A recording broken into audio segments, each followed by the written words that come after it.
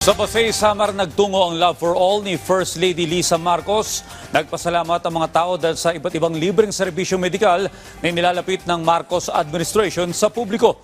Yan ang ulat ni Jasmine Kate Agosto ng PIA Eastern Visayas. Ikinagalak ng karamihang mga tao sa Pasay, Samar ang natanggap na libreng serbisyong pang-medikal, lalo na ng mga senior citizens na nangangailangan ng gamot.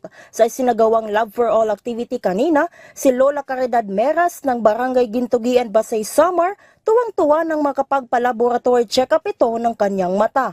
Sa edad ni Meras na 75, madalas na ang pagkahilo kung kaya't kinakailangan ng madalas na pagpapatingin sa doktor. Dahil dito, sobra ang kanyang pasasalamat dahil sa pamamagitan ng Love for All program na pinangunahan ni First Lady Liza Araneta Marcos, ang minsang hindi maabot na pangangailangang medikal ay mismong nailapit sa kanila ng kasalukuyang administrasyon.